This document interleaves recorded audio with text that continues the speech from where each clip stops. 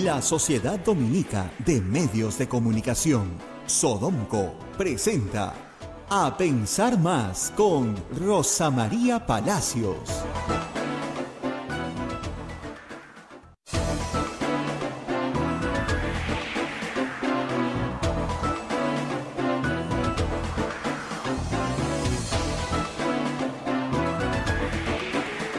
Señoras, señores, muy buenos días. Bienvenidos a Pensar Más con Rosa María Palacios a través de las emisoras de la Sociedad Dominica de Medios de Comunicación, Sodonco. La Sociedad Dominica de Medios de Comunicación está integrada por Radio Santa Rosa en Lima, Radio Santo Domingo en Chimbote, Radio San Martín en Arequipa, Radio Cepagua Ucayali, Radio Quillabamba La Convención y Radio Madre de Dios Puerto Maldonado. También hay otra red de radios que se unen, como en Huánuco, Radio Huánuco, Ayacucho, Radio La Voz de Ayacucho, Radio Pública en Puno, Radio Moro en Ancas, Radio Cumbre en Huancayo, la radio del Arzobispado, Radio Milenio en Satipo, Radio Estación Solar en Abancay, Radio Oriente en Yurimaguas, Radio Los Ángeles en Cajamarca, Radio San Valentín en Lampa, Radio Activa en Cerro de Pasco, Radio Continental en Huanta, Onda Digital TV nos pone en sus pantallas, AM Tagua nos pone también en podcast para que usted nos pueda escuchar en cualquier momento, y las plataformas móviles, el Facebook de Santa Rosa, el Facebook de Radio Quillabamba, el canal de YouTube de Radio Santa Rosa y nuestra página web www.radiosantarosa.com.pe. Hoy es día 28 de diciembre, Día de los Inocentes. Listos para saludar a Rosa María Palacios. Rosa María, ¿cómo estás? Muy buenos días. Muy buenos días, Abel. Estamos probando una nueva locación. Me he trasladado ya fuera de Lima a aprovechar el sol durante el día. Y, por supuesto, hoy es el Día de los Santos Inocentes, pero les prometemos que hoy día no van a haber bromas en este programa, porque Abel y yo, la verdad, no hemos tenido tiempo para pensar alguna. Pero lo primero, tenemos que hacer las menciones correspondientes de los auspiciadores de este programa. Así que empezamos con la Pontificia Universidad Católica del Perú.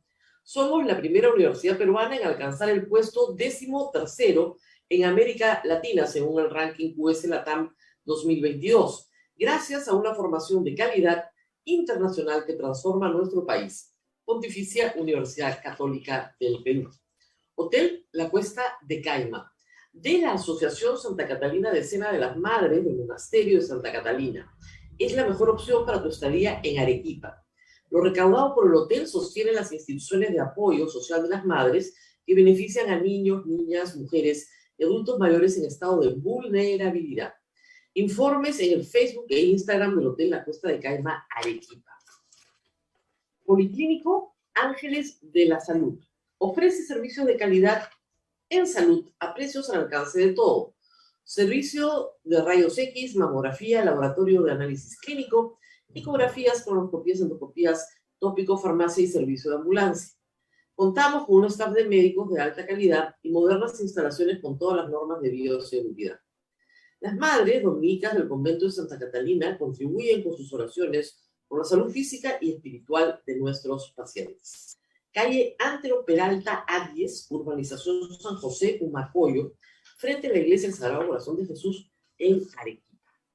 Colegio Sagrado Corazón Sofiano, 74 años al servicio de la educación en Arequipa, formando integralmente a la niñez y juventud desde la pedagogía de luz y verdad.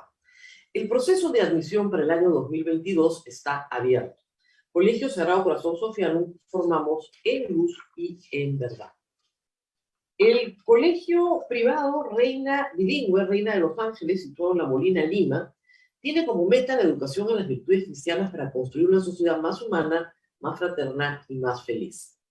El colegio bilingüe La Asunción, perteneciente a la Congregación de las Hermanas Dominicas de la Inmaculada Concepción, ubicado en Trujillo, La Libertad, brinda una educación a jóvenes y niños basada en las virtudes y en la espiritualidad dominica. Colegio Santa Anita brinda educación católica desde el diseño curricular Luz y Verdad.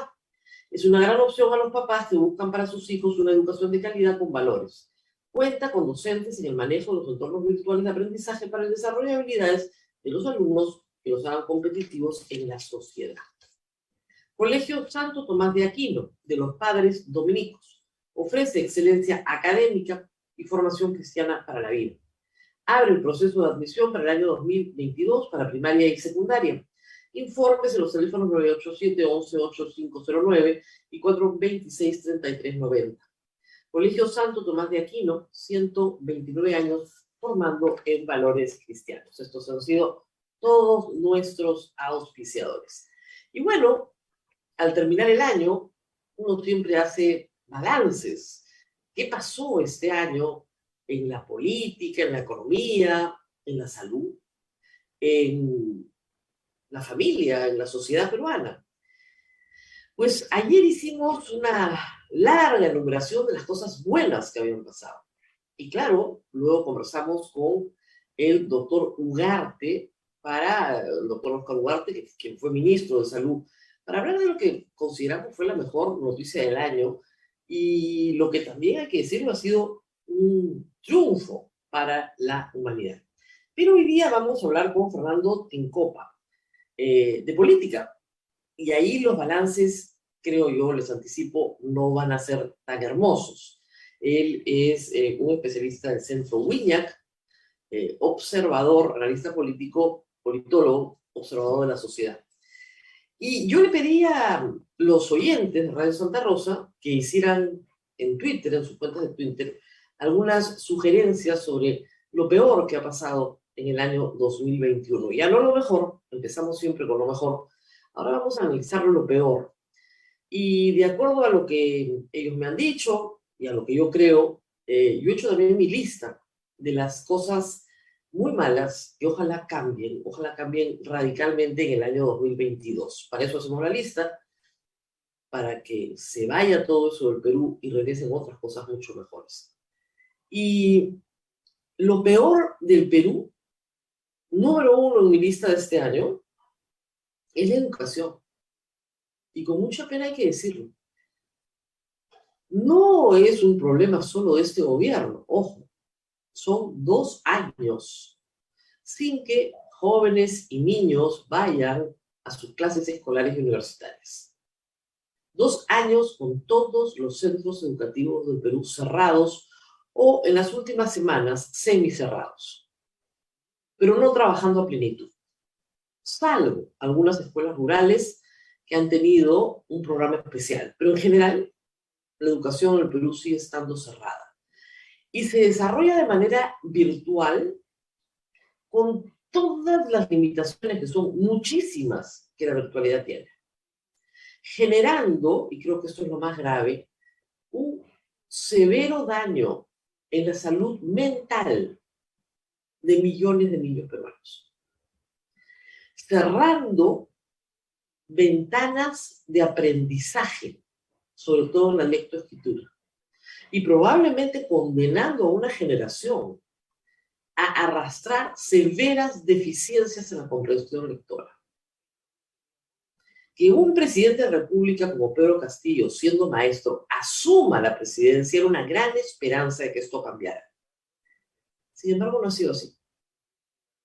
Y ahí lo que estaba mal se puso feo, porque el presidente de la República ha priorizado su lucha sindical sobre el bienestar de los niños. Sacar adelante su FENATE, que antes fue CONARE, que antes fue MOADEF, ha sido muchísimo más importante que la salud mental de los niños. Pelearse con el SUTEP ha sido mucho más importante que los niños. Estas peleas con la derrama, con Patria Roja, con los maestros que están en el Congreso, que desprecian la meritocracia y que se niegan a dar examen. Un examen que se viene abajo con una filtración que deja a cientos de miles de maestros sin posibilidad de ascender. Es decir, el problema no solamente es administrativo, es de profunda corrupción dentro del sector magisterial, donde se hace cualquier cosa para pasar un examen, dando un pésimo ejemplo a los alumnos peruanos. La situación de la educación está en una fase crítica. Antes de partir, porque hasta ahora no tenemos ministro de Educación, el exministro dejó una resolución para el inicio de clases el próximo año. Una resolución que en algunos aspectos, hay que decirlo, es una burla a los padres de familia. ¿En qué cabeza cabe que en marzo los niños van a ir 4 horas al colegio? ¿Quién los va a cuidar mientras sus padres tratan de trabajar? ¿Tiene una idea el Ministerio de Educación del impacto económico de tener a una familia completa metida entre una casa, alrededor de una mesa, con internet paupérrimo, tratando de trabajar todos a la vez? Lo que le han hecho los niños peruanos no se lo han hecho los niños de ninguna parte del mundo. Ojo, todas las demás escuelas están abiertas y nadie ha declarado una epidemia espantosa, un brote sin precedentes en ninguna escuela del mundo. Y las escuelas que se han abierto en el Perú en las últimas semanas se han abierto mal, pues hay que decirlo. No pueden atofigar a los padres llenando todos los días fichas epidemiológicas que repiten lo mismo, ¿no? Tiene fiebre, no tiene fiebre, tose. Todos los días llenando burocracia y burocracia, papeleo y papeleo y papeleo para que el niño vaya al colegio. O sea, el planteamiento del Ministerio de Educación es que en una familia, padre o madre no trabajen para que sustituyan al Ministerio de Educación en tu casa, haciendo tareas, vigilando, llenando fichas sintomatológicas para que vayan 2 horas al colegio una vez por semana. A eso se tiene que dedicar un padre, no a trabajar, sino a hacer eso que el Estado peruano no puede hacer por él, y que era la promesa de este presidente. La educación está en el suelo. Y está buscando a otro sindicalista o a un representante del FENATE, en vez de buscar a un técnico que pueda resistir los embates permanentes de una bancada que lo único que ha hecho es politizar la educación, y que es lo último que necesitan los niños peruanos. Estamos hasta acá. Han politizado la educación, la han convertido en un campo de batalla entre facciones de la izquierda peruana. En medio de una pandemia, los niños pudieron resistir a duras penas el primer año. El segundo año ya no lo resistieron. Ya no lo resistieron. No hay ningún programa en este momento de acompañamiento a los profesores para volver a clase. No hay ninguna capacitación en salud mental para que los profesores observen lo que está pasando en su aula, para que ayuden a los niños que están en problemas, a los niños que están con estados de ansiedad. Una tristeza. Esas depresiones, ¿quién las va a atacar? O no están viendo lo que está pasando, o no tienen hijos los maestros peruanos. Claro que los tienen, están tan molestos como yo con lo que está pasando en el sector de educación. Un joven universitario puede aguantar, y a veces muchísimos han tenido que postergar proyectos profesionales. Pero lo que no puede la educación universitaria, a la vez de toda esta desgracia, es tener que vivir defendiéndose frente a un Congreso que se tiene que tirar abajo, que se quiere tirar abajo a la SUNEDU por los negocios particulares de unos cuantos congresistas o de propietarios de universidades truchas que están tratando de sacar lo que sea en el Congreso. La educación es lo peor que ha ocurrido este año. Lo peor. El retroceso no se va a poder medir hasta que los niños regresen al colegio y todas las pruebas de entrada comiencen a decir en qué grado de calamidad estamos. De repente esto no lo sabe mucha gente, pero los seres humanos tenemos una edad óptima para aprender un idioma extranjero, para aprender a leer y escribir. Esa edad óptima es antes, ¿no es cierto? El aprestamiento es antes de los 5 años. Y luego aprender a escribir se hace, a leer sobre todo, se hace entre los 5 y los 7 años. Primer grado y segundo grado. A los 8 años un niño pasa a tercer grado y sabe leer y escribir. Los niños a los que la pandemia agarró entrando a primer grado, aun cuando hubieran hecho un buen aprestamiento, probablemente no han podido completar esa etapa en estos 2 años. Y van a pasar a tercer grado sin saber leer y escribir. Y no les digo a los niños que no hicieron un buen aprestamiento, o los niños cuya escuela ha sido un WhatsApp, que le mandan a la mamá una vez por semana con unas tareas que la mamá tiene que hacer. Esos niños no saben leer y escribir. No saben leer y escribir y pasan a tercer grado. Lo que ha generado el Ministerio de Educación es una generación de analfabetos. Esto es gravísimo. No les digo matemáticas, razonamiento, etc.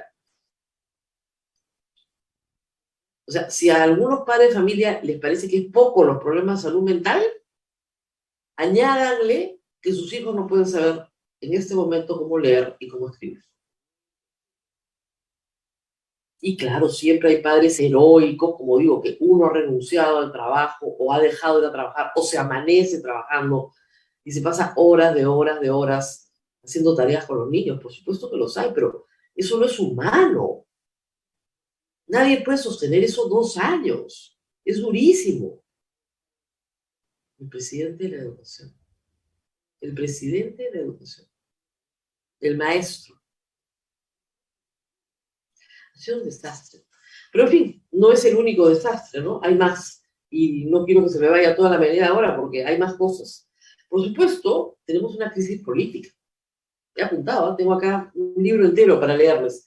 Una crisis política que este año 2021 ha tenido 2 momentos. Un momento electoral, muy feo además, donde hemos tenido un conjunto de políticos perdedores que no saben perder, que han agregado fraude hasta el 28 de julio, se han ido a la OEA, han hecho escándalo internacional, han buscado padrinazgos internacionales.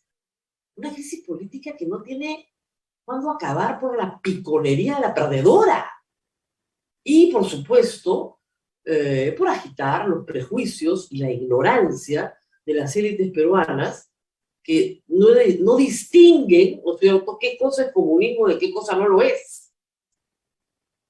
Que no entienden la diferencia entre Abimael Guzmán y un socialdemócrata. No la entienden por ignorancia profunda en cultura, que es muy común en las élites peruanas, lamentablemente, teniendo tantas oportunidades de leer algunos libros, y también, por supuesto, porque los perdedores se dedicaron a soliviantar a una población que estaba aterrorizada, que descubrió tarde que el presidente de la República no es rey ni emperador, y que hay una constitución que le fija límites, y son esos límites lo que hacen que Pedro Castillo no pueda hacer lo que le da la gana. Pero en julio estaban convencidos de que un presidente podía hacer lo que le daba la gana. Presumo porque esa es la idea del presidente que tienen, ¿no? Un autoritario. La campaña sacó lo peor que he visto en mi vida en una campaña. Lo peor de las personas. Pero, claro, algunos me decían anoche, eso es bueno, porque realmente se le cayó la máscara a mucha gente, ¿eh? ¡Qué bárbaro! Personas que jamás habían emitido una opinión política diciendo tontería y media. Bueno, todavía no se arrepienten, ¿eh? Los del fraude todavía no se arrepienten. Ni un poquito. Ni un poquito se arrepienten de haber engañado a la gente. Como decíamos ayer, ¿cuánto daño hizo el doctor Bustamante diciendo que la vacuna Sinopharm era agua destilada, ¿no? Un daño espantoso. Bueno, igual, lo del fraude causó un daño espantoso, porque hizo perder el tiempo, porque no hubo una transición adecuada, porque no se pudieron concentrar en fijarle límites al gobernante que estaba entrando. Y el otro momento de la crisis política viene con el clásico peruano, yo te disuelvo, yo te bajo, que terminó con una moción de vacancia presidencial que fue, bueno, puesta de lado hace pocos días, pero que va a volver en 2022 de todas maneras. No tengan duda. Esa moción se quedó a 6 votos de ser admitida a trámite. Necesitaban 52, tuvieron 46. El día que pase a trámite necesitará 87 votos. Pero reitero, las vacancias en el Perú se construyen por oleadas sucesivas. Y es poco probable, y así lo cree la mayoría de los peruanos, que Pedro Castillo termine su mandato. La correlación de fuerzas en el Congreso es muy precaria. Y todo depende de las buenas o malas decisiones que tome. Y aquí viene lo siguiente, sobre una crisis política que generó y que genera todavía enorme incertidumbre. Mira la corrupción, esa vieja amiga de todos los gobernantes. Y por supuesto apareció Bruno Pacheco y sus llamadas al jefe de la SUNAT, la Casa de Breña, el Girón Zarratea, Bruno Pacheco de nuevo y los ascensos militares, Bruno Pacheco de nuevo y sus reuniones también con los proveedores de Petroperú, porque también está metido ahí, su amiga Karelín López que entra y sale y que consigue contratos fabulosos para sus patrocinados, todo esto dentro del Palacio de Gobierno. Ya no estamos hablando de allegados, de Perú Libre, de los dinámicos del centro, ¿no? Estamos hablando del Palacio de Gobierno. Lo de Petroperú ha sido un escándalo. He visto ayer al presidente de la República, disculpen, hablando tonterías en Talara. Le han devuelto una operación, han devuelto la operación, que en este momento produce 500 barriles diarios, que es poquísimo. Bueno, él dice que con eso va a salvar a millones. Y las tropelías que se están cometiendo en Petroperú, tendríamos que tener otro programa. Hemos explicado varias veces. Son unos sinvergüenzas. Le están poniendo ruedas a Petroperú para poder cargárselo. Y el presidente habla de del fortalecimiento de la empresa para pasar a la producción. Petroperú no puede producir sin un socio. No puede y no debe. ¿Saben por qué no debe? ¿Saben cuál es el negocio ahora en Petroperú? No asociarse con nadie, sino contratar directamente proveedores ellos. Lo que quieren es tener proveedores. La palabra clave es proveedores. ¿Quiénes pagan las coimas en el Perú?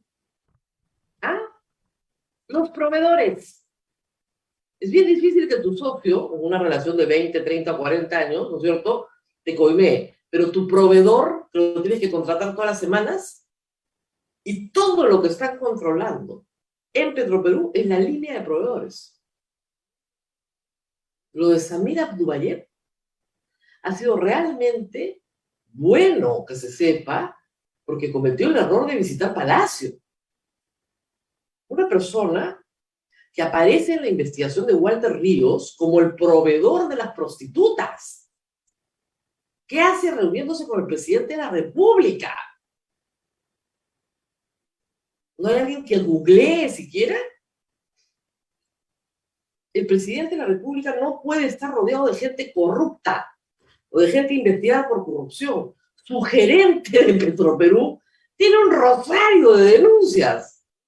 De todo en Ancash. Y es un gerente de Petroperú, ahí lo tiene.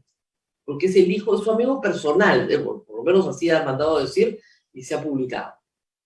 Y sí, por supuesto, pues, la típica, me someto a todas las investigaciones de la fiscalía. Obviamente, pues, te sometas o no te sometas, te van a someter. Pero Petroperú es un escándalo, ya da cólera, porque yo decía ayer, no sé si lo agarran de sonso o está metido hasta las orejas. ¿No se da cuenta? Ha tenido un escándalo la semana anterior porque tienes una gerencia que está controlando la línea de proveedores y entregando contratos a dedo. Y estás patrocinando un modelo de explotación en que Petroperú va a trabajar solo con proveedores, no con concesión. ¿De verdad? Después que no te quejen cuando lo vaquen, ¿ah? Ah, porque por esta la vacan. Ah, sí, de todas maneras. Que no se quejen cuando lo vacan. Guerra avisada no mata gente. Siempre hemos dicho que yo me pongo completamente a la interpretación que hace el Congreso de la vacancia. Pero hay cosas que son flagrantes, pues. Que son flagrantes. Todo tiene su límite. Muy bien. ¿Qué más? Pésimos nombramientos. Pésimos, pero pésimos nombramientos. No vamos a hacer la lista de todos, ha perdido 12 ministros, pero ¿a quién se le ocurre nombrar a Guido Bellido de primer ministro el primer día? A ver, empecemos por ahí. por más colorido que sea entrevistar a Guido Bellido, que le guste ir a los medios, a pecharse con la gente, ¿no? Ya, por más colorido que sea eso, por más insultos en quechua que pueda proferir, esa fue idea de Vladimir Cerrón. Es una pésima idea, y ahora Vladimir Cerrón está de nuevo mandando cartas y diciendo cómo se tiene que nombrar en el gabinete, los caviares abajo, nosotros encima. Pésimos nombramientos. ¿Cuánto le duró el primer ministro? Ni 2 meses. Eso es parte de la crisis política, por supuesto, también. Parte del combo de disuelvo te bajo. Pero también hay una decisión propia de Pedro Castillo. ¿A quién pongo primer ministro? Ya, al que le reviente la vida a mis enemigos políticos. Claro, no dura nada. El deterioro es brutal. Para no hablar, pues, de Iber Maraví, una persona que aparecía en atestados policiales donde era sindicado como integrante de Sendero Luminoso. O el señor Barranzuela, que animaba a la gente días antes de ser nombrado en Pichari, diciéndole no a la erradicación, y él era el ministro del Interior. Por no hablar de un ex guerrillero como Héctor Béjar. O sea, ¿qué le pasa?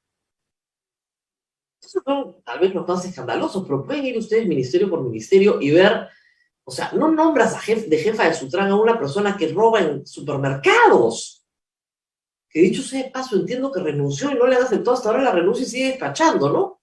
Entiendo, porque esas cosas pasan en este gobierno. El ministro de Transportes, bien atornilladito, ¿eh? Llevan 5 meses, no hay forma de moverlo.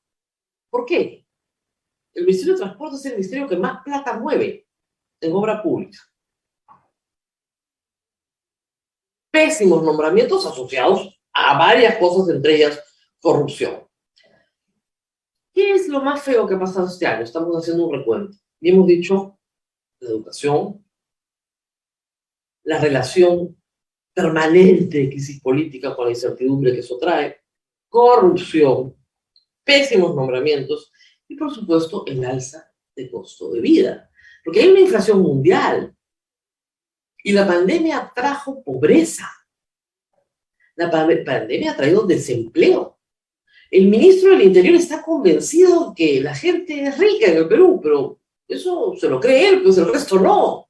Hemos crecido al 13%, claro, el año pasado decreciste al 11,5%, o sea, no es que hayas crecido mucho, y todavía tienes a miles de peruanos en la informalidad, de donde no van a volver a la formalidad. Jamás van a volver a la formalidad con el esquema laboral peruano que tenemos. No van a volver. Ya el 80% del Perú está en la informalidad por el esquema laboral que tenemos. E insiste, trabajo con derechos. A ver, confíate uno, pues. Claro, dentro del Estado, de repente. No estoy seguro. ¿Qué más? Cosas feas también han pasado. Y recientes. El gobierno no tiene ningún plan de seguridad ciudadana. Es que la verdad, con mucha pena por Avelino Guillén, que creo que es un buen abogado y ha sido un buen fiscal, y ha sido un buen defensor de los derechos humanos. ¿Cómo es posible que autorice una deportación administrativa a personas que no han cometido ningún delito en el Perú?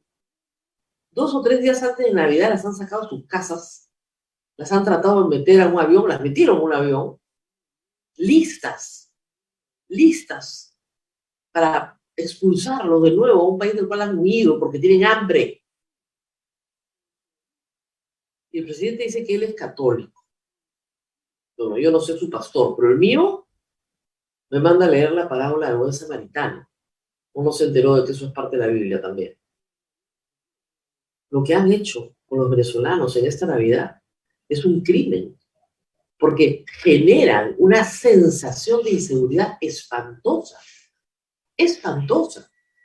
que en cualquier momento pueden venir, patearles la puerta y sacar a mujeres, a niños, a personas inocentes y meterlas en un avión para hacer un show con el presidente de la República. No es la primera vez que se hace, ojo, lo hizo Vizcarra también. Y se lo criticamos duramente y no lo volvió a hacer.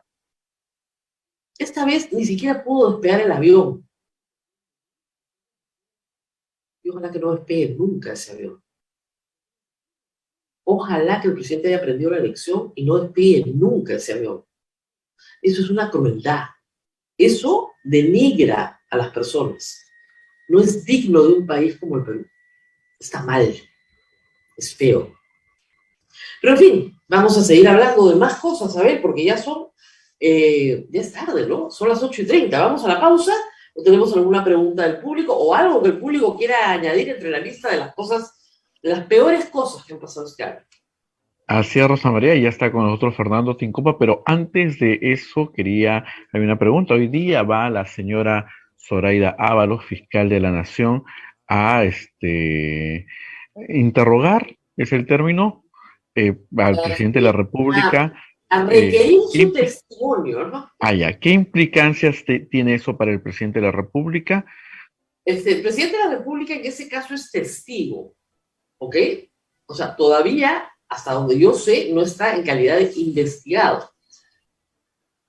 Lo que le van a tomar es su testimonio sobre el caso, cosa que han hecho otros presidentes, ¿ah? Ollanta Humala, Pedro Pablo Kuczynski, el fiscal correspondiente ha ido, le ha pedido su testimonio sobre varias cosas. Esto puede durar varias horas, son diligencias muy lentas, lamentablemente. La fiscalía trabaja en todo con una lentitud tremenda y se le hace una serie de preguntas sobre si conoce a determinadas personas y qué grado de relación tiene con ellas. Entonces le preguntan por Bruno Pacheco, le preguntan por los comandantes generales, le preguntan por los supuestos apadrinados, si no los conocen, no los conocen, qué grado de relación, a sus padres, a sus parientes, etcétera, etcétera. Y luego le piden que reconozca, ¿no es cierto?, los chats. Probablemente ya adelantó su abogado que los va a reconocer, y una vez que la fiscal recoge todas las preguntas, termina la diligencia. Eso es lo demás.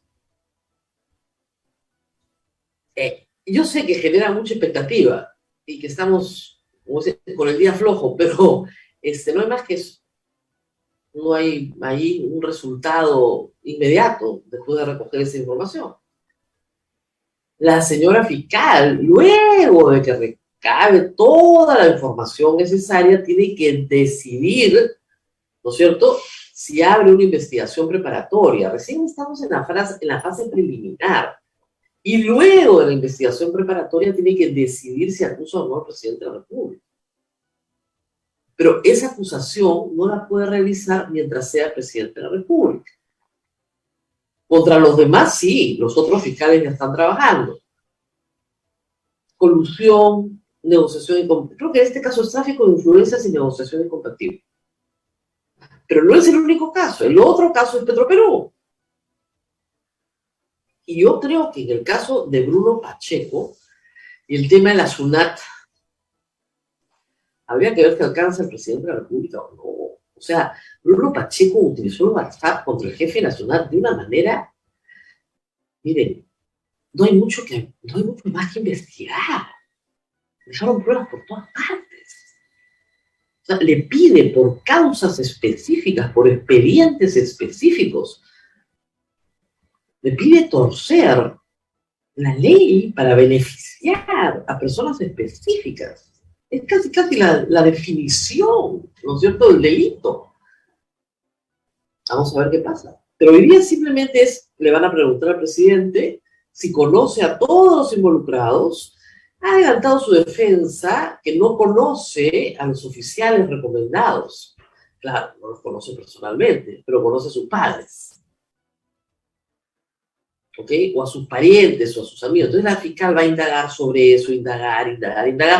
Recogen toda la manifestación del presidente, firman, y la señora fiscal de la Nación se va. Como les digo, con la información recogida, ella decide si hay mérito para abrir una investigación preparatoria. Hasta ahí puede llegar. No creo que pueda llegar a la acusación porque la Constitución lo prohíbe. Eso es todo lo que puede avanzar. Así que no se hagan muchas ilusiones. Miren, para que se hagan una idea, ¿no? Pero Pablo Kuczynski todavía está en investigación preparatoria. Todavía el fiscal no decía si lo acusa o no. y lo sacaron del poder hace 4 años. 4 años.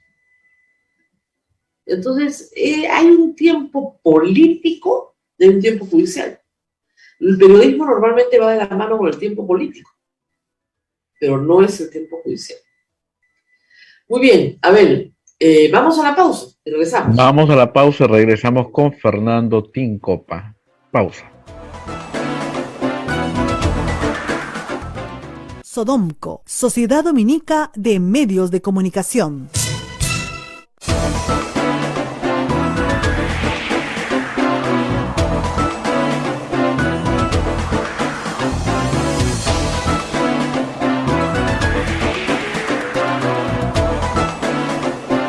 Continuamos con A Pensar Más a través de las emisoras de la Sociedad Dominica de Medios de Comunicación. En Lima, Radio Santa Rosa, Radio Santo Domingo en Chimbote, Radio San Martín en Arequipa, Radio Cepagú Ucayali, Radio Quillabamba en La Convención, Radio Madre de Dios en Puerto Maldonado. También se une otra red de radios: Radio Huánuco en Huánuco, Radio La Voz de Ayacucho en Ayacucho, Radio Pública en Puno, Radio Muro en Ancash, Radio Cumbre en Huancayo, Radio Milenio en Satipo, Radio Estación Solar en Abancay, Radio Oriente en Yurimaguas, Radio Los Ángeles en Cajamarca, Radio San Valentín en Lampa, Radio Activa en Cerro de Pasco, Radio Continental en Guanta, Onda Digital TV nos pone en sus pantallas, AM Tagua en podcast y las plataformas móviles del Facebook de Radio Santa Rosa, de Radio Quillabamba y el canal de YouTube de Radio Santa Rosa. Rosa María, adelante.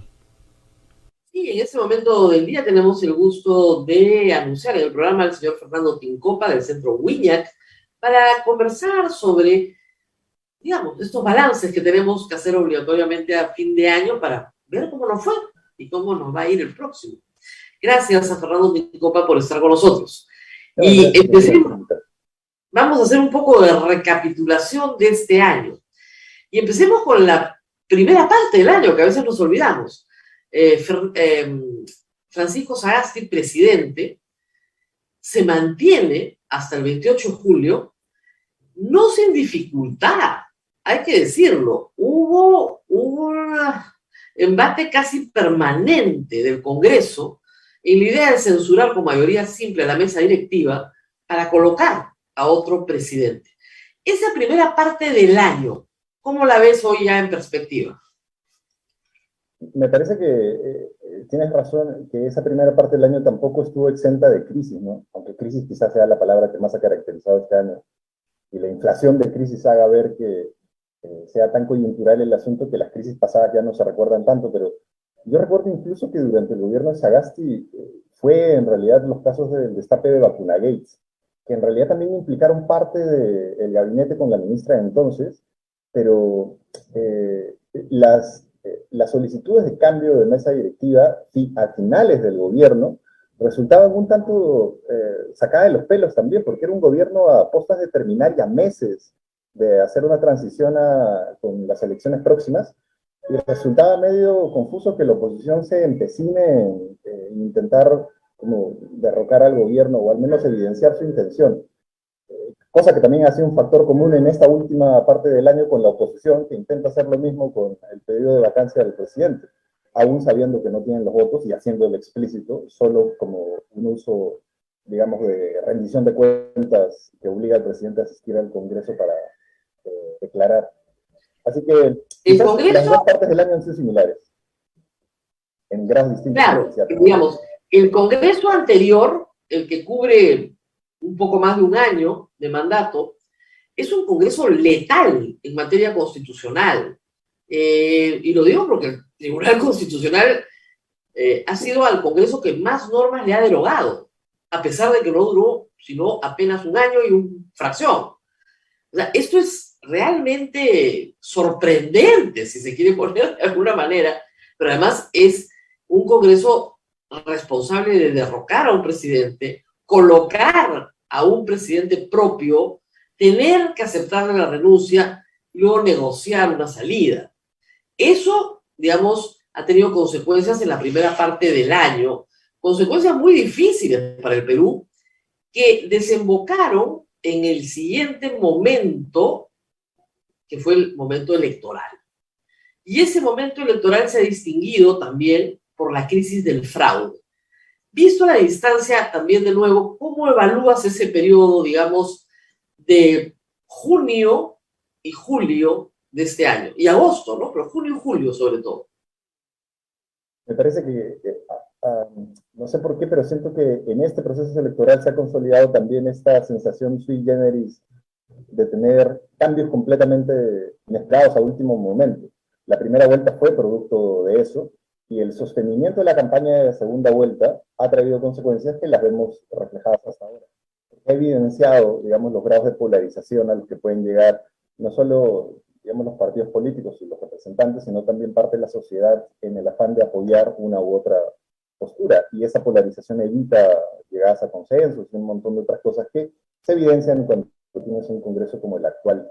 El Congreso siempre va a ser una parte, digamos, deslegitimada, representante de todo lo negativo político, siempre tiene menor popularidad incluso en promedio que la del presidente, y habría que ver también al presidente porque la campaña de segunda vuelta fue una campaña que ya daba muchas de las características de lo que iba a hacer este gobierno. El presidente no daba declaraciones, el presidente tenía una actitud un poco, digamos, con rasgos que daban guiños de lo que podían ser sus actitudes en el gobierno, cosa que se están plasmando.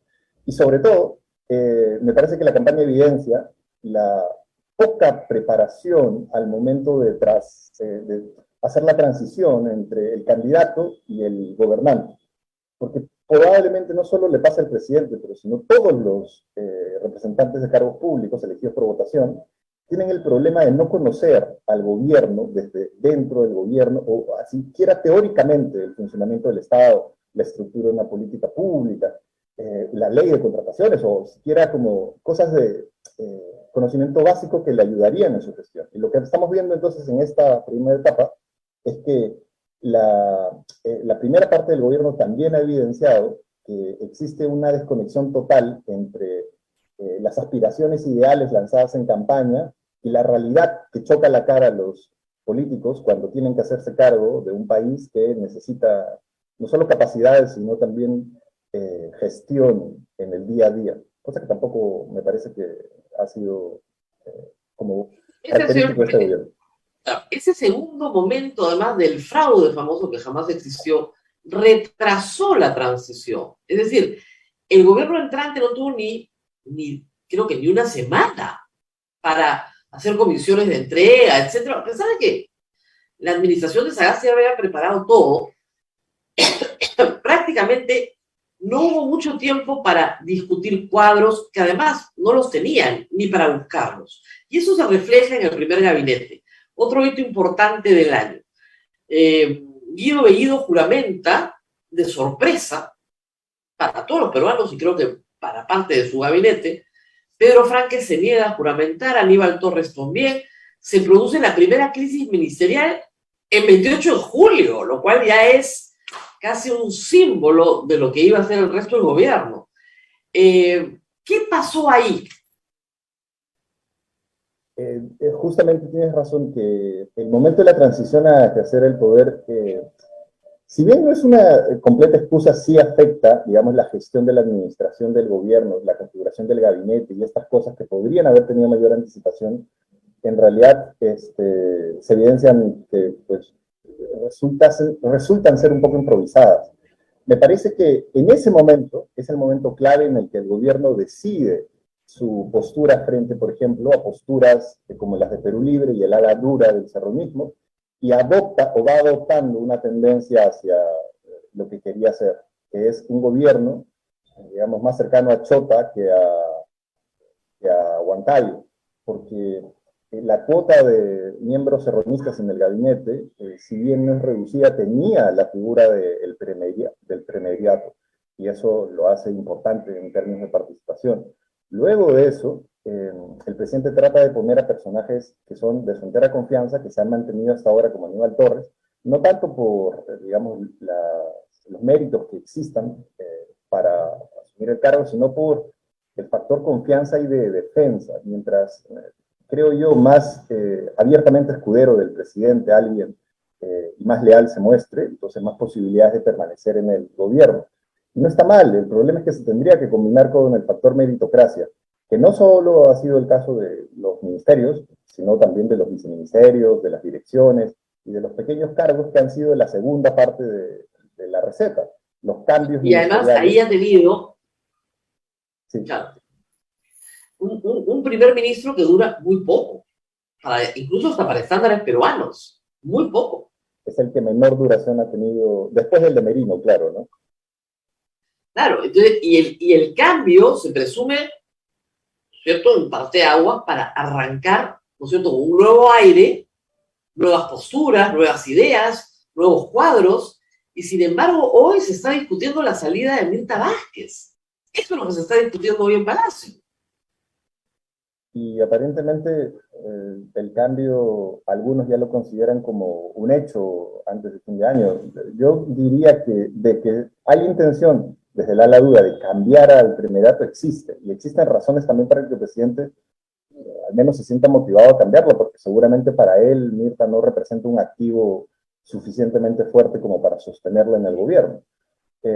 Pero esta cuestión errática de los cambios ministeriales y de entrar y salir de una cartera como el ministro del Interior, el Ministerio de Defensa, o de sacar a ministros y poner a, digamos, personajes más cuestionados que el anterior, me parece que tampoco va a ser una característica que vaya a ser escasa en el próximo año. Es decir, probablemente muchas de las cosas que estamos viendo acá, al igual que las cosas que vimos en la campaña, se van a repetir de manera sostenida, porque no existen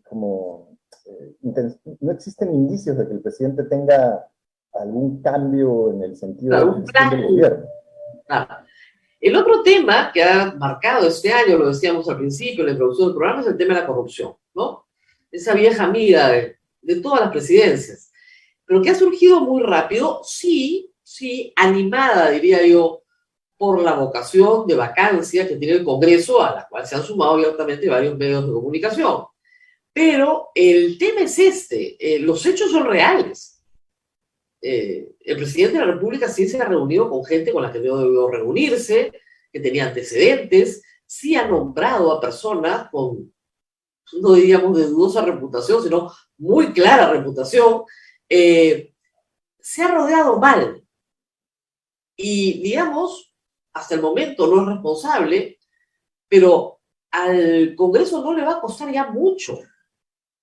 Estos escándalos de Petroperú, por ejemplo, que van a seguir explotando, no le va a costar mucho al Congreso construir casos de corrupción cada vez más cercanos al presidente de la República o donde él es protagonista.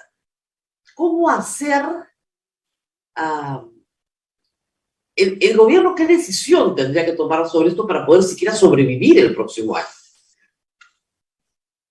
Siendo fríos, uno diría que si el gobierno quiere mantener el pie dentro de Palacio, lo que debería hacer es asegurarse el Parlamento a través de una alianza más estrecha con la bancada, primero, de Perú Libre. Eso obliga al presidente a radicalizarse o al menos a adoptar parte de su agenda. En segunda, comenzar a formar alianzas y estas cosas que los políticos tradicionales hacen en cuanto a las conexiones con los partidos de centro, negociar intereses regionalistas de algunos congresistas y fortalecer el vínculo, digamos, para asegurar la cantidad de votos en el Parlamento. Claro, pero hay que ver qué puede ofrecer. O sea, Cerrón ayer ha mandado un manifiesto diciéndole, tú me das ministerios, consolidas tu bancada, eso sí, a los caviares les ponemos una cuotita, ¿no? Los caviares son la izquierda de Verónica Mendoza, que él desprecia. O sea, todo el Perú está viendo, y eso es bueno, hace docencia, que no todas las izquierdas son iguales, ni se consideran iguales. Se pelean entre ellas, y se pelean de las maneras más feas. Pero bueno, entonces él ya le mandó el programa al presidente, le ha dicho, el gobierno es conmigo, ¿eh? Tu bancada te apoya, y puedes irte un poquito hacia Somos Perú, para conseguir los votos que te faltan para que no te vaquen. Eso es. Eso es. ¿De verdad?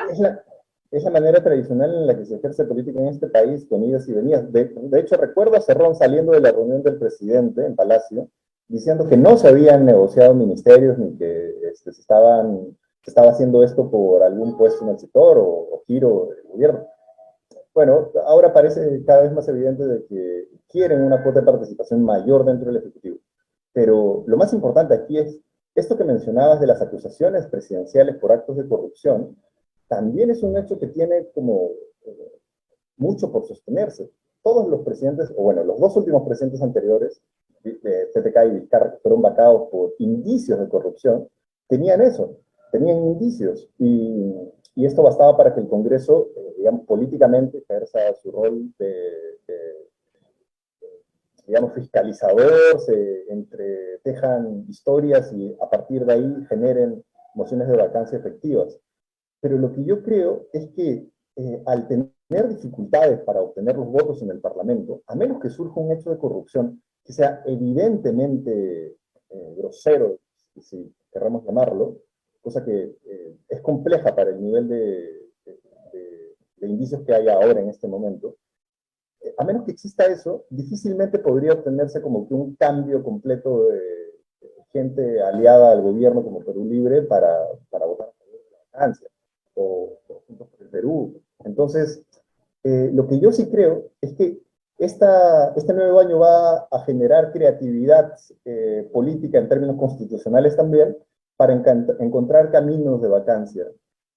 Hace poco, de hecho, recién ahora leí una entrevista que le hicieron a Marianela Ledesma en El Correo, y ella decía que se podía utilizar el artículo 99 de manera más exitosa incluso que el actual camino de la vacancia presidencial, para inhabilitar políticamente al presidente. Sí, pero para inhabilitarlo, a ver, pero para inhabilitarlo hay que acusarlo. Exacto.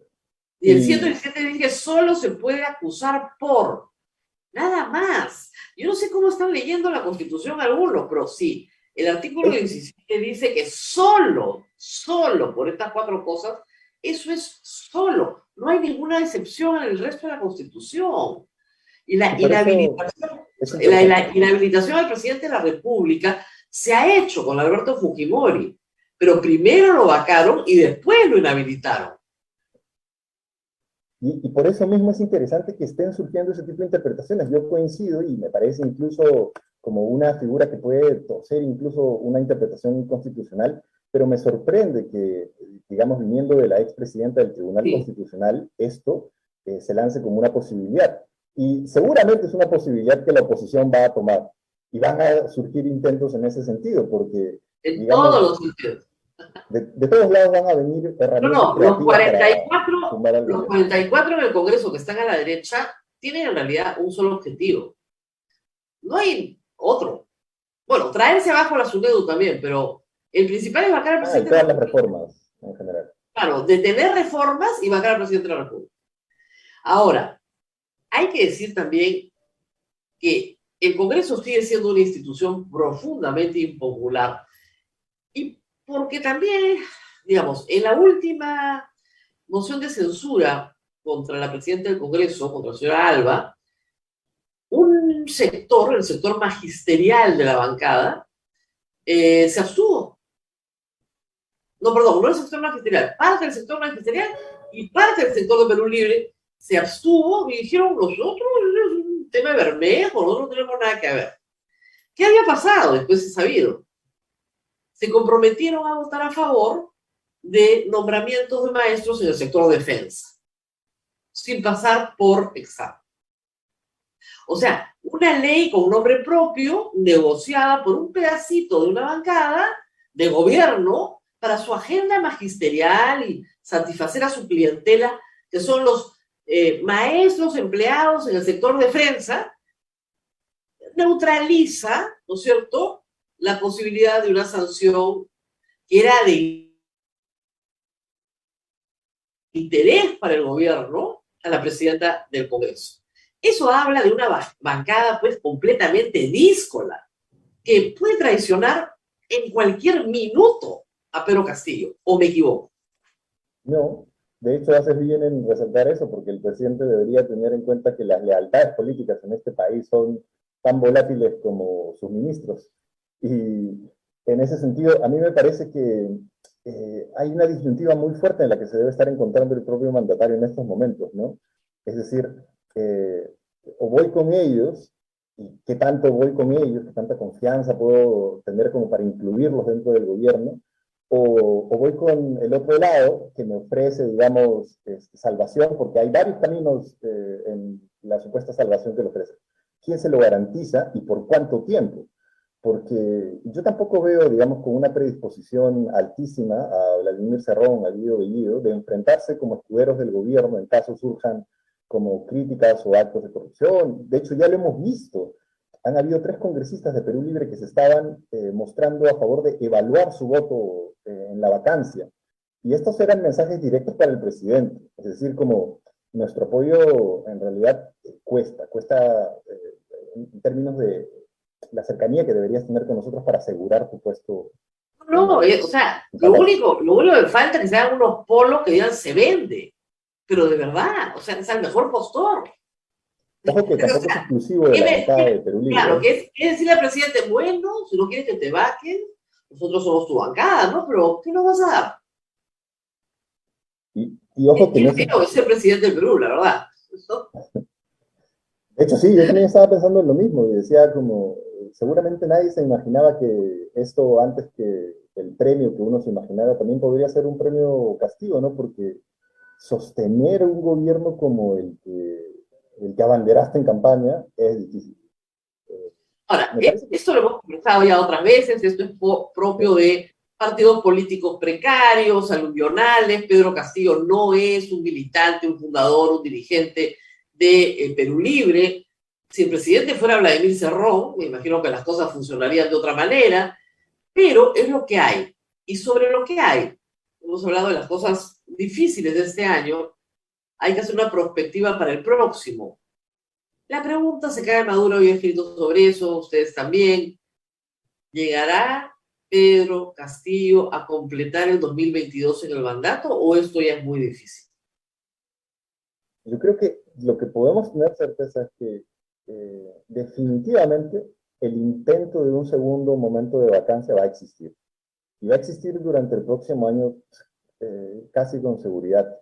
La cuestión aquí es si es que ese intento replica las condiciones del primero, que han sido fallidas desde, digamos, la concepción, el vocero, la vocera en este caso, no legítima y descalificada, las razones y la justificación, todo eso que llevaron a que este proceso se desmorone, si van a replicarse el próximo año o si es que van a construir sobre, digamos, alguna base sólida ese momento. Y el segundo factor que es el decisivo para determinar esto, me parece que es el grado de cercanía o crispación interna, crisis entre la bancada de Perú Libre y el Ejecutivo. Entonces, me parece que puede ser un año en el que se evidencien otro tipo de contrapesos. Es decir, ya hemos visto al legislativo pasar al ataque, pero todavía no al ejecutivo. Y si el ejecutivo cree que su cabeza se defiende, digamos, pasando al ataque, polarizando como lo hizo Vizcarra con el Congreso y asumiendo un rol digamos, de mandato populista, estando a favor del pueblo y en contra de las élites que gobiernan el país, y un discurso de ese tipo, lo que vamos a ver es un grado de crispación muchísimo mayor que va a incrementar las 2 posibilidades. Que el Ejecutivo tenga, perdón, que el Legislativo tenga intenciones de vacar al presidente y que el presidente tenga intenciones de radicalizarse cada vez más para sostener el apoyo que le va a de póliza dentro del Parlamento, que es asegurarse los votos de Perú Libre. Y de Claro, o sea, esto es verdad. O sea, el Ejecutivo, cuando nombra a Bellido, parecía un acto de provocación, parecía pasando al ataque. Y eso fue lo que todos interpretamos. Pero luego, cuando nombra a Mirta Vázquez, parece que ya recogió la cometa, se separa de Cerrón, corta ese vínculo. Pero ahora estamos en un compás de espera que no sabemos si va a volver al ataque o no. No lo sabemos. Y podría volver al ataque. Pero volver al ataque, ¿para qué? ¿No? Para provocar una censura que no va a llegar nunca. El Congreso ya aprendió, ya no va a censurar el gabinete, no los puede.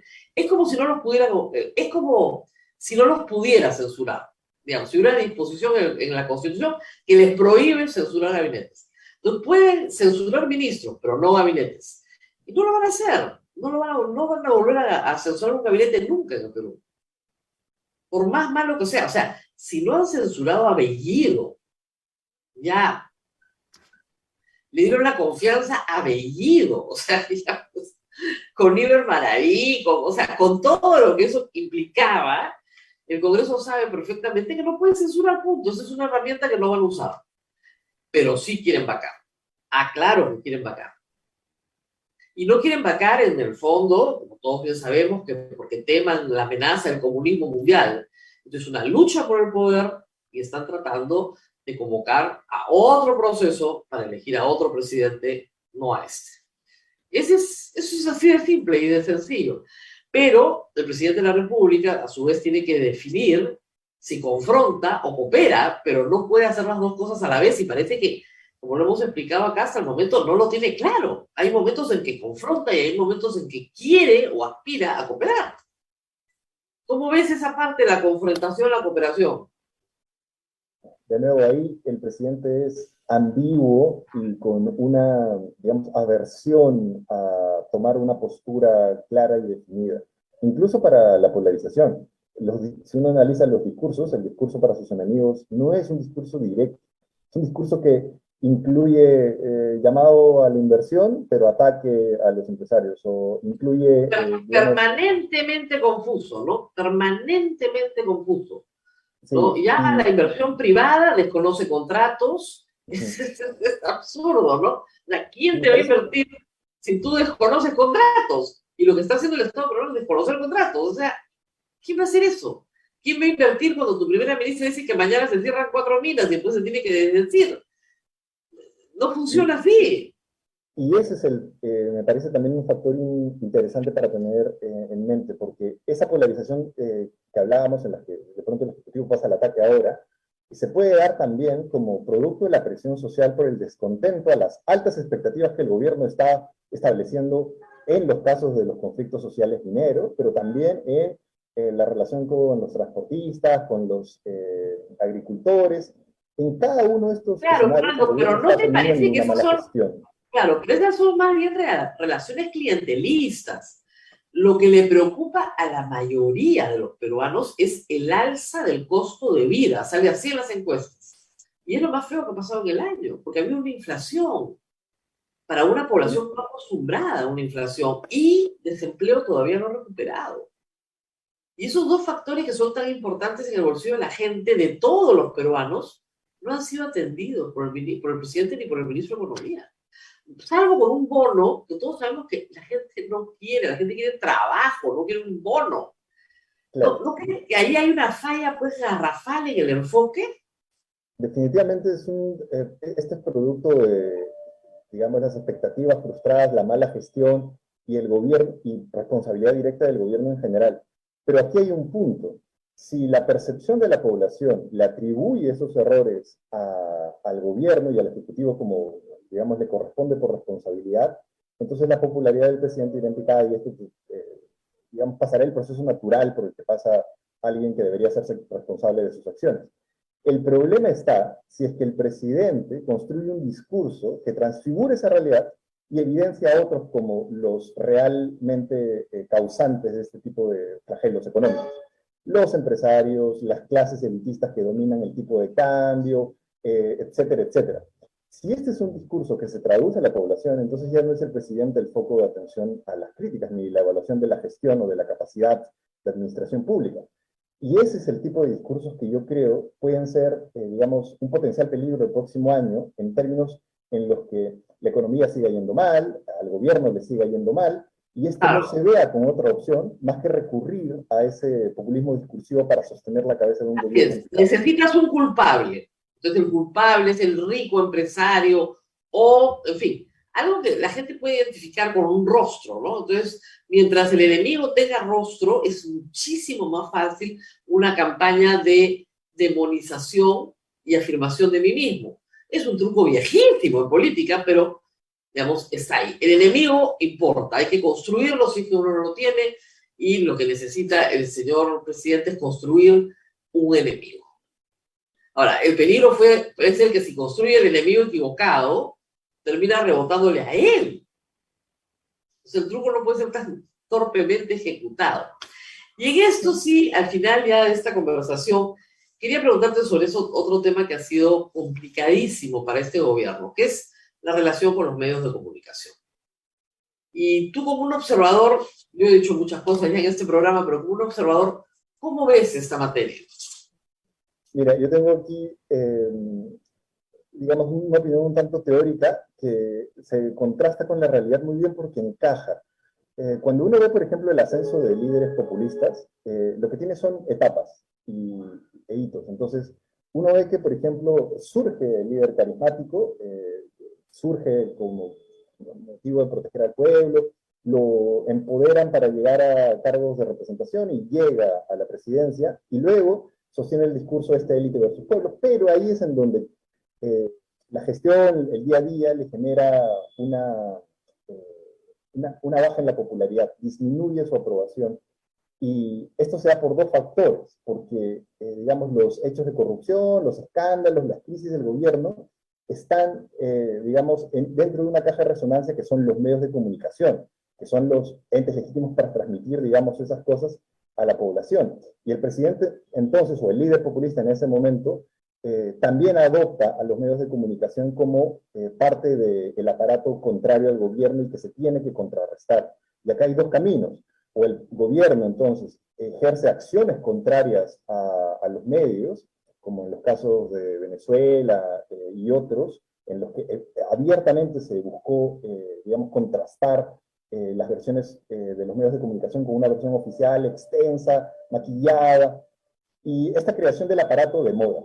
Me parece que es algo que no tiene castigo, pero lo que él sí tiene es la intención de, digamos, no reconocer actitudes que podrían considerarse incluso democráticas para la atención del otro factor que tienen los líderes populistas, que es la aversión a la rendición de cuentas. Porque, digamos, ellos son como la voz de la representación y en ese sentido es su palabra, sin cuestionamientos, la que prima en los comunicados, en los pronunciamientos, en las ruedas de prensa sin preguntas. Y estas características son las que estamos viendo en el gobierno de Castillo. Ahora, además, mira, se reunió con un grupo de periodistas y les prometió que iba a dar entrevistas. No, ninguna. El presidente de repente no entiende cuáles son los tiempos del periodismo. Los tiempos del periodismo son aquí y ahora. Entonces, si tú me dices hace una semana que vas a dar entrevistas y no has dado ninguna entrevista, ¿qué promesa es esa? Esa no es ninguna promesa, no has cumplido nada, no eres confiable. Y el presidente de la República para el periodismo peruano no es confiable. Ese es el problema. En lo mínimo, me refiero a confiable en lo mínimo, ¿no? En que te va a dar la entrevista, en que va a llegar a la hora, en que te va a contestar las preguntas. Estamos hablando de que esos niveles, o sea, que puede ser un invitado razonable en un programa o en una empresa escrita, etc. El problema es que dice cosas que no hace.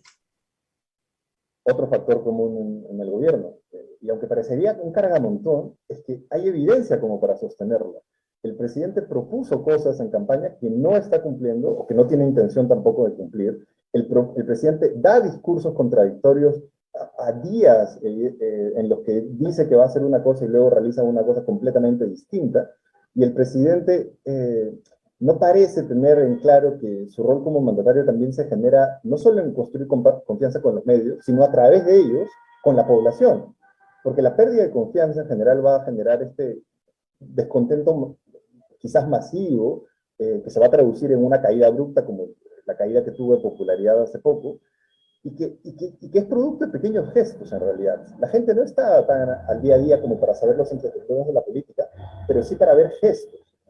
Al gobierno alguien le debería decir que los gestos importan más que incluso cualquier otra cosa, porque los gestos que está teniendo desde la seguridad que vota la prensa, desde la dificultad para acceder a Palacio, todas las cosas que, digamos, los medios tienen, a diferencia de otros gobiernos que pasaron en este gobierno, hacen que esta relación vaya a ser cada vez más tensa y que el presidente sienta en efecto que los medios son el enemigo y que de pronto hacer alguna acción contra ellos es lo necesario en este gobierno. Yo esperaría que esto mejore, pero esto es de nuevo fundamentar todo en función al ideal. Yo creo que no va a suceder. Yo creo que el presidente va a construir un aparato paralelo, le va a tomar tiempo, pero va a hacerlo, y que vamos a terminar viendo una un enfrentamiento mayor, perdón. Quizás con herramientas que puede utilizar el Ejecutivo como la publicidad estatal para, digamos... Pero no es relevante, pero la verdad es que no es relevante en los medios nacionales, pues. A pesar de... Pero puede ser para los provinciales. No es relevante. Sí, de acuerdo, pero puede ser para los provinciales. Si el Ejecutivo de un momento a otro se le ocurre, así como lo Ah, mencionaron en algún no. momento, Mira, financiar para lo pequeñas vivimos radios nosotros. locales, eso va a ser, Sí, digamos, pero una mira, construcción de aparato publicitario del gobierno. claro, ese aparato publicitario puede funcionar, pero tienes que armar una plataforma muy bien coordinada. Muy pocos gobiernos lo han podido hacer. En general, candidaturas lo han podido hacer, pero gobiernos no lo han podido hacer. Todavía no. Montesinos probablemente sí, ¿no? Pero Montesinos copó la televisión nacional. Las radios locales son muy importantes. Nosotros en Radio Santa Rosa somos parte de una red nacional de radios, pero funcionan por otras lógicas. Ahora, ahí sí, la publicidad estatal es básica para sobrevivir. Y lo sabe Pedro Castillo, por eso sus discursos son a las radios locales, a las regionales, nosotros les vamos a dar publicidad, pero lo dice como si fuera Papá Noel que reparte plata propia. Es una cosa de locos. Eso nomás ya es delito. Él no puede entregar nada, es malversación de fondos. Bueno, su Y el asesoría uso legal discrecional no de ha sido esos muy medios buena este año, resultaría, ¿no? sí, el uso discrecional de esos medios resultaría como también algo pocas veces visto, ¿no? Es decir, el Estado tiene un medio de comunicación mediante el cual transmite las noticias, los eventos del Estado, del gobierno en general, el Congreso igual, pero, digamos, financiar líneas editoriales o creer que los verdaderos medios se encuentran en aquellos que son favorables al gobierno, ya es partir de un punto, digamos, poco sensible a las críticas hacia el gobierno. Rosa María, He perdido, Fernando, un poco tu sí, volumen. tú, si podrías, por favor, un poquito más Sí, alto, Fernando, porque sí. estaba bajo y se bajó más todavía. Eso, las dos cosas pasaron. No, hay que subir un poquito el volumen. Ahora quizás. Ahora sí, ahora sí. A Ah, ver, perdón. ahora. Ok, pero de todas maneras ya vamos terminando. Estas mañanas son cortas. A ver, no sé si tenemos alguna pregunta del público. Sí, Rosa María, panorama de los partidos políticos para el próximo año, Fernando. El próximo año es un año electoral. ¿Cómo se van a ir acomodando o reacomodando los partidos políticos? Porque me imagino que Considerando todos además, tienen yo quería añadir que presencia. solo queda, me parece que 10 partidos políticos hasta el momento con inscripción, más el Frente Esperanza de Olivera, en el registro, en este momento, la última vez que verifiqué, no sé si en los últimos días hay más, habían 11 partidos con inscripción. Nacional, obviamente los regionales son muy grandes. ¿Cómo ves el acomodo para estas elecciones? Me parece que acá vamos a tener todavía digamos, la reforma política que se planteó hace tiempo, todavía no va a dar frutos, no se va a aplicar, no es algo que vaya a mostrar características distintas a los de otros procesos, porque se van a repetir los mismos elementos. Por ejemplo, el partido en gobierno va a tener un rol predominante porque va a generar una ola de disputas por los liderazgos a la interna de las candidaturas. Y esto ya está ocurriendo, de hecho. Las inscripciones de miembros a Perú Libre, como desde los militantes y otros más, se han incrementado, duplicado seguramente en estos últimos meses y se van a seguir incrementando. Y vamos a ver un rol predominante de Perú Libre en provincias, que ya ha tenido una estructura previa, antes de las elecciones incluso. Era el único partido, digamos, regional que tenía la construcción de un aparato de bases al interior del país, y me parece que van a saber aprovecharlas, aún más con el financiamiento que van a recibir de fondos públicos. Y esto también me parece importante, porque los partidos que van a recibir financiamiento público van a tener, digamos, una ventaja inicial al momento de la elección y van a canalizar parte, seguramente, como han estado haciendo uso casi discrecional de esos recursos, van a canalizar parte de eso a las campañas electorales al interior del país. Lo que yo veo con preocupación es que lo que se puede estar consolidando son liderazgos a la interna, al margen del partido, hostil contra varios sectores, contra sectores mineros, contra sectores industriales, contra, digamos, contra el enemigo que replica la misma lógica a nivel nacional, de pelearse contra alguien y ser radical como una herramienta para ascender políticamente y que genera un costo político favorable, como una opción viable. Es decir, la radicalización, ya sea de derecha o de izquierda, al interior, a nivel subnacional, va a ser también como común, porque es rentable. Y lamentablemente eso va a generar liderazgo. Nos tenemos que ir despidiendo. Muy bien, Fernando, muchísimas gracias. Ha sido Fernando Tincopa, del Centro William, cerrando el año con nosotros, este 28 de diciembre, Día de los Inocentes, y no tan inocentes como nosotros. Nos tenemos que despedir, Abel. Abel. Gracias, Rosa María. Gracias, Fernando. Abel. Gracias. Sí. Gracias, Fernando. Gracias por estar con nosotros. Gracias, Fernando. Sí, estamos ya llegando a la parte final, Rosa María. Había la pregunta que ya la conversé con Fernando sobre lo que declaró ayer la señora Marielena Ledesma, ¿no? Esta luz que dio a algunas personas que no quieren al presidente en el cargo. ¿No es factible entonces por ese camino? ¿No? No. No. La Constitución se diseña para proteger a la figura presidencial. O sea, para eso limita los poderes y limita el poder del presidente, pero lo protege. ¿Lo protege para qué? Para garantizar la estabilidad en el cargo. ¿Por qué? Porque nuestro siglo XIX y nuestro siglo XX está plagada de inestabilidades que antes acababan con golpes de Estado militares. Entonces, para preservar la democracia, preservar la figura presidencial, el presidente no cae. ¿Se dan cuenta? No cae. Si muere, si renuncia, si se enferma gravemente, tiene que caer, pero en general no cae. Tendría que hacer algo muy grave, traición a la patria, ¿ok? Pero si eso muy grave no ha sucedido, no se puede ir porque no me gusta el resultado de la elección. Por Dios. O sea, tenemos que crecer, maduren.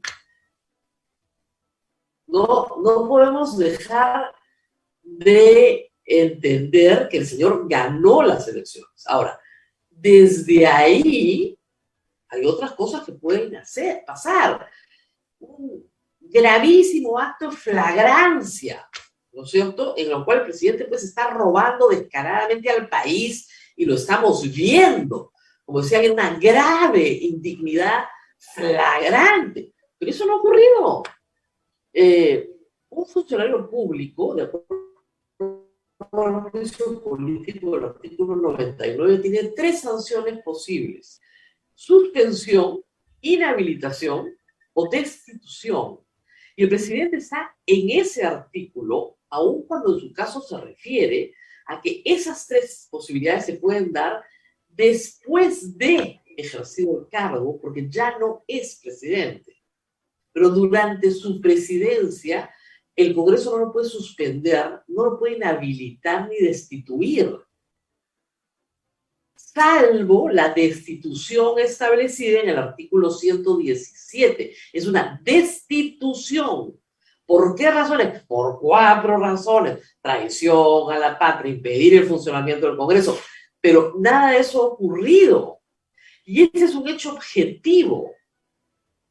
En el artículo de vacancia dice, el cargo vaca, la última es por destitución, de acuerdo a el artículo 117. Solo se puede destituir al presidente por el 117. A los miembros de la Corte Suprema, a los miembros del TC, se puede destituir por otras razones y de acuerdo a su ley orgánica, pero al presidente solo se destituye por el 117. De nuevo, regresamos al 99. El 99 solo permite suspender, destituir e inhabilitar. Si destituir, que es lo más grave, solo se puede hacer según el 117, no se puede inhabilitar durante el mandato. Ya, esa es una lectura pues básica, doctora. Yo entiendo que hay gente que está desesperada y lee la Constitución a ver si encuentra algo. Fue como el día en que hicieron juramentar a Mecha Arauz porque no tenían los votos para vacar a Vizcarra. ¿Se acuerdan? Solo tenían 80. Entonces, lo suspendieron en el ejercicio de la presidencia porque la suspensión no estaba regulada y lo podían hacer con mayoría simple. Interpretación Rosita Bartra. Bueno, Mecha Arauz hizo pues el papelón de su vida. De su vida. Y se arrepentirá de él por siempre. Por alguien que no sabe leer la Constitución o que lee cualquier cosa para buscar una salida desesperada.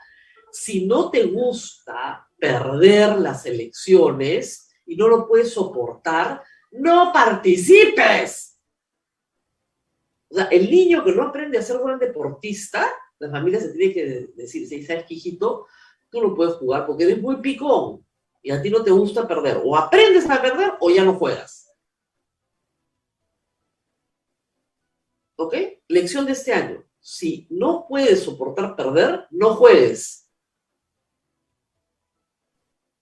Muy bien. Yo sé que muchos me han escrito que lo mejor del año no lo he puesto ayer. ¿Sabes qué me ha puesto la gente a ver qué es lo mejor del año? ¿Qué? ¿Estás ahí, Abel? Sí, sí. El Kino de Keiko. Bien faltosos son, ¿eh? La verdad, la verdad. El Kino de Keiko es lo mejor del año. El Kino. El Kino. Malos son ustedes. Muy bien. Nos tenemos que despedir y nos vemos nuevamente el día de mañana. Mañana. Porque nosotros íbamos a trabajar esta semana para que vean, donde quiera que estamos ahora. La virtualidad permite que no tengas vacaciones jamás. Porque a donde quiera que vayas, puedes poner tu cámara al frente y prestar este servicio público que con mucho gusto prestamos desde Radio Santa Rosa. Muy bien, Abel. Nos Cuídate vemos mucho, Rosa María. el día de mañana. Chao, chao. Nos vemos. Chao, nos vemos. Hasta mañana.